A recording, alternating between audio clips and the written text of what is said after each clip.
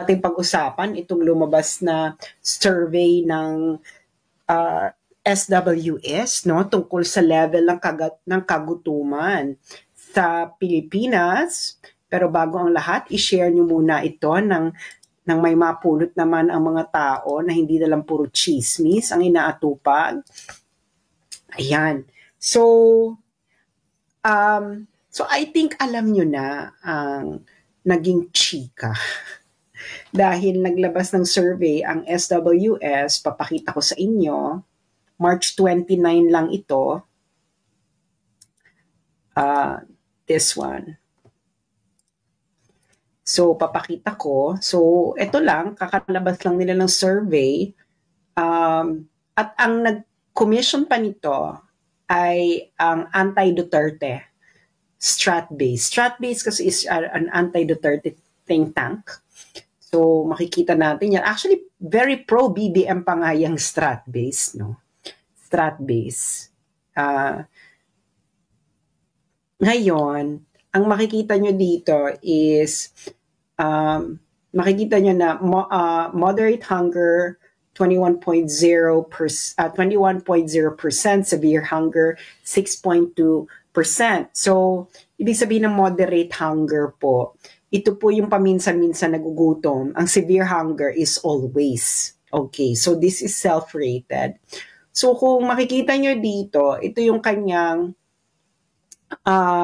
average. Itong madalas yung nakikita, average na yan. So, kung makikita nyo yan dyan, grabe na yung level ng taggutom, no? Ito yung breakdown yan, no? So, makikita nyo dito, ang severe hunger, always na nagugutom, ng March 2024 survey, 5.1%. Okay, mas mataas pa actually nung pandemic ko, 5.0. Okay, 5.0% lang nung pandemic ng 2020. So, ano na talaga to? Kakaibang level. Okay? Kasi kita mo biglang tumaas. Biglang tumaas ng from 1.5 to 5.1. Ano bang meron tayo? Meron ba tayong pandemya? And of course, no, pandemic, talagang expected na yan na mataas talaga ang gutom niyan, no? Lalo na noong 2020 kasi hindi natin alam kung paano natin susolusyonan yung pandemic. Pero tingnan yung total hunger ng 2024. Yung 2024 dito, it's ang survey niyan January, February, March, 20.2 na. 20.2 na yung total hunger. So kung makikita nyo dyan, palakihin nga natin. Okay. Kung makikita nyo dyan, pinakamataas na severe hunger from 1998 to 2024, pinakamataas na severe hunger under kay BBM. 5.1, no? 5.1% ang severe hunger. So there's something wrong. Mas mataas ka pa ng 0.1 noong pandemic, noong 2020. Kasi after nung nagkaroon na sila ng solusyon kung paano anuhan yung pandemic, bumaba na yung severe hunger from 5.0 to 2.4 noong 2021. So nakita natin na effective yung policy ng Duterte administration noon. So, ano ba makikita natin dito? Pag nakita natin dito, noong panahon ni Digong, ang severe hunger bumaba pa hanggang 1.4. Ang severe hunger, ito talaga matinding gutom, no? Pero nakita natin, pababa yung trend kay Digong. Except nung pandemic lang because that is a black swan na tinatawag, black swan event. So, pero pag makikita mo, yung total hunger ng pandemic saka ng 2024, halos magkapareho na. So, nagugutom na talaga ang tao. Nagugutom na ang tao. So, ang maganda pa dito kasi, dito sa survey na to, ito kasi average. Average. So, ang maganda kasi niya, makikita natin, pwede natin siyang i-breakdown ng per area. Kasi may per area dito. So makikita mo dito, mataas talaga ngayon, no? Sa Balance Luzon, Ang taas, 24.0 ang total hunger. Okay? Ka-level niya na ang pandemic, panahon ni noong 2020. Okay? So, sa Visayas, halos halos magka-level. It's really alarming because pandemic level na yung kanyang level ng kagutuman. So, ngayon, ang gagawin ko, ito kasi may mga breakdown ng per month, no? Per month, ganyan, at kung ano yung kanilang rating, self-rated rating. Ang ano po dito ay household ha, hindi lang to individual. This is household. Okay. So halimbawa, ito, tingnan natin, ito all over the Philippines, pero maganda kasi dito by area. By area. So, pag makikita mo dito, simulan natin kay Pinoy, no? Ito naman ang pinaka-major forces ngayon, ang yellow, green, and red. So, nung si Pinoy, for example, nagsimula siya ng 2010. Okay, 2010. Nagsimula siya ng 2010, so September 2010. Okay, sabihin natin September 2010. So, 20.3% yung level ng kagutuman kay Pinoy. Nung nagsimula siya, 20.3 kasi September 2010, carry na yan, makikita mo na yung ano niya. Let's say yung November 20 to 2010, no? Kasi ang survey kasi nito is last 3 months. So, pag November, presidente na si Pinoy yan nung sinurvey, no? Or yung self-perception ng mga tao, pasok na siya dyan. November 2010, 21.7% kay Pinoy ang gutom. Ngayon, nung si Digong yung presidente, si Duterte yung presidente, ito, December 16, 13.0. Nakikita nyo? Isulat ninyo 13.0 yung level ng kagutuman sa NCR. NCR, 13.0 kay Duterte. Kay Pinoy, November 2010 is 21.7%. Ang layo, di ba? 21.7%, kay Duterte is 13.0%. Kay Marcos naman is 11.7%. O in fairness, no? Magaling ka doon, BBM, on your first three months, no? Sabihin natin magaling ka ng first 3 months mo. Sa NCR yon. Now, let's see Balance Luzon. Balance Luzon, pag Balance Luzon, 23.0 kay Pinoy, 23.0, 18.3% kay Pinoy, Balance Luzon yan, 18.3, kay Digong naman noong 2016, 15.0. So, mas maliit yung kay Digong. Nung pagdating naman kay Marcos, 11.3. Okay, good. So, first 3 months, bongga ka, BBM. As you can see, no, bongga siya. Except sa Mindanao. 12.7 siya. 10.0 si Digong. So, except sa Mindanao, nung first 3 months, no? So, ito naman si Pinoy, first 3 months, 18, siya yung hindi masyadong magaling. Okay. Now, tingnan naman natin yung, ang maganda kasi dito, di ba, ang elections kasi, ito yung pinaka-importante, no? Ang election is midterm. Ibig sabihin po ng midterm elections, yung mga hindi nakakaalam, ito po yung midterm election, ito po yung ang iboboto is senador pababa. Okay? So, yun, alam nyo naman yan, di ba? 2 beses nagkakaroon ng national election sa Pilipinas. One is presidential and then the other one is yung senador pababa lang na ang iboboto. So, midterm. So, ang SWS, parati silang may survey ng March. Ibig sabihin na March, so that is March, April. So that's about 2 months before the election. Okay. So may ginawa na akong graph tungkol dyan. So ito yung level of hunger sa iba't ibang geographic regions. Level of hunger sa iba't ibang geographic areas rather. March. Ibig sabihin ng third March ko dito. Ibig sabihin third year March. Ibig sabihin yung March ng third year mo bilang presidente.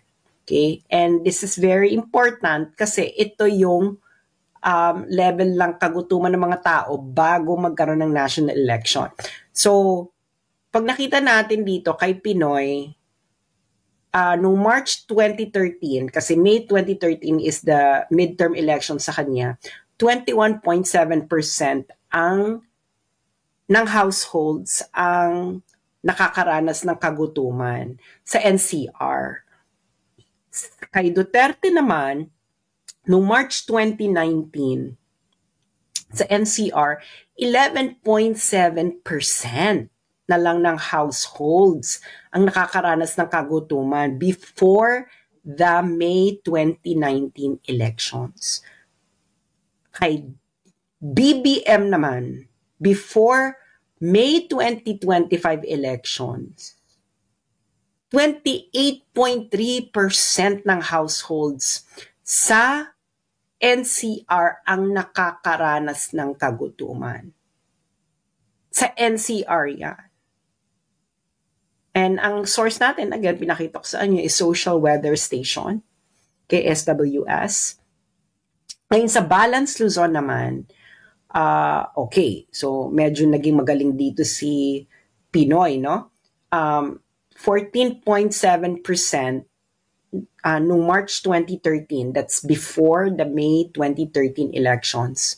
Kay Duterte naman is 10.3%. Okay, that's March 2019 survey, that is before the May 2019 elections. Kay BBM naman, 24.0% ng households sa Balance Luzon ay nakakaranas ng kagutuman. So, this is before the May 2025 elections. So, sa Visayas naman, okay, medyo magaling pa din dito si Pinoy. 15.0% ng household sa Visayas ay nakakaranas ng kagutuman before ng March 2013, before May 2013 elections. Kay Duterte naman, 10.0%. Kay BBM naman sa Visayas, 33.7% ng household sa Visayas ay nakakaranas ng gutom as March 2025 survey shows. Ang taas nun, 33.7%. Okay. Ano lang po to, March 2025 survey. Hindi po ito yung average. Ito yung sinasabi ko is ito yung pinakahuling survey ng hunger before magkaroon ng midterm election. So wag kayong na pandemic ito or whatever. No. So sa Mindanao naman, dito, sumemp lang dito si Pinoy, 29.2% ng households sa Mindanao ay nakakaranas ng gutom before the May 2013 elections. Kay Digong naman, it was 6.1% of households before the May 2019 elections. Kay BBM naman sa Mindanao, 27.3% of households sa Mindanao ay nakakaranas ng gutom before the May 2025 elections. So ano nakikita natin dito, no? I think dapat tayong magnilay-nilay kung anong ibig sabihin nito dahil ang taas nitong kay BBM before the May 2025 elections. So there must be something going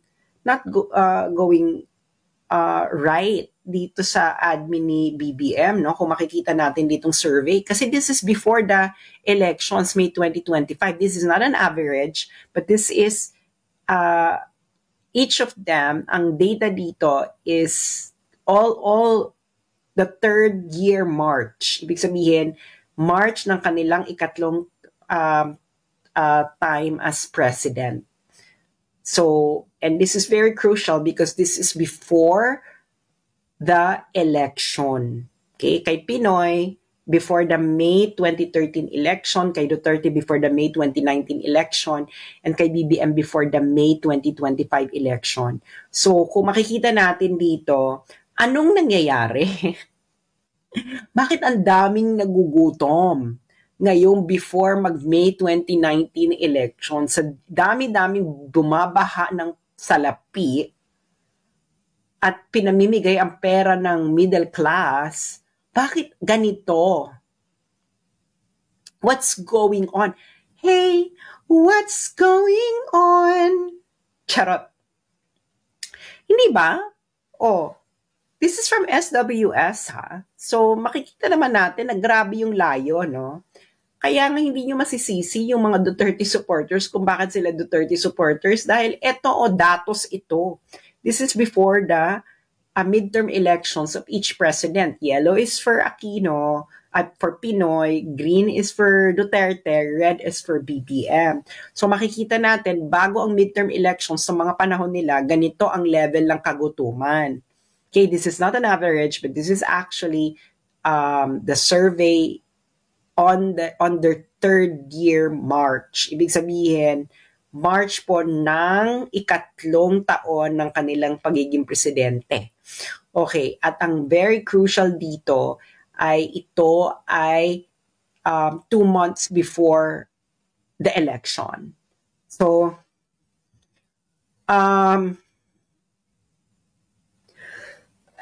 kaya nga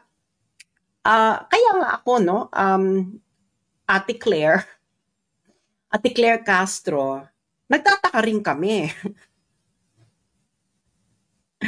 At ang nagpa-survey pa nito, anti-Duterte na strat-base, ha? Nagtataka rin kami, hindi ba? Bakit ganito ang level ng kagutuman sa NCR, sa Balance Luzon, sa Visayas at Mindanao? Hindi ba? What's going on?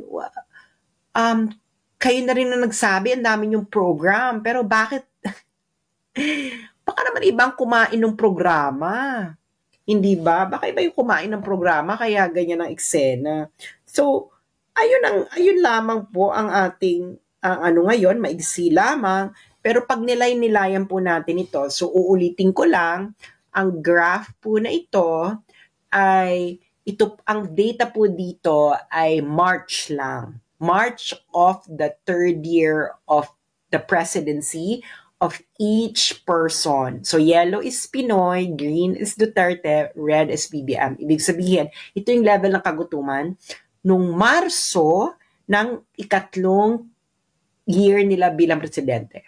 And this is very important because this is the level of hunger ng mga Filipino households 2 months before the midterm election. So, ang nakikita nyo ditong data ay March 2013 para kay Pinoy, March 2019 para kay Duterte, at March 2025 para kay BBM. So, this is from SWS, okay, Social Weather Stations. I-review nyo na lang ito mamaya para makita nyo. So, maigsi lang tayo ngayon, no? Kasi ako yung inaantok na. Ano lang ito, para pag nilayan nyo lamang po ito, at pag-usapan ninyo sa inyong hapagkainan, sa inyong inuman, sa inyong motel, sa hotel, sa lansangan. Tanungin ninyo ang mga kakampinks, bakit ganito? Tanungin ninyo ang kung sino-sino, ang kapitbahay, kachismisan, katorjakan, at lahat-lahat na. Because this is the data from SWS. Okay? Ulitin natin. Ito ay ang data ng level ng hunger ng households sa mga geographic areas na NCR, Balance Luzon, Visayas at Mindanao. Itong data nito ay March ng ikatlong taon ng bawat isang ito ng kanilang pagiging presidente. So, Ang data dito ay March 2013 para kay Pinoy, March 2019 para kay Duterte, at March 2025 para kay BBM. So 2 months before the midterm elections of each president. So kayo nang humusga kung sino ang kung kanino kayo ba ay sa dilaw, sa berde, or sa pula. Madali lang naman, bahala na kayo sa dilaw, berde, or pula. You see the numbers, and bahala kayo mag-decide. Hindi naman ako mag-decide para sa inyo, no? Siguro naman may common sense kayo para maintindihan ang graph na ito, pero yun lamang po, no? Maraming salamat po. At sana'y patuloy po tayong magmatsyag. At alam niyo naman, no? Pinapaliwanag ko ang mga bagay-bagay sa paraan na maiintindihan po ng very payak at very aklaan. Charot.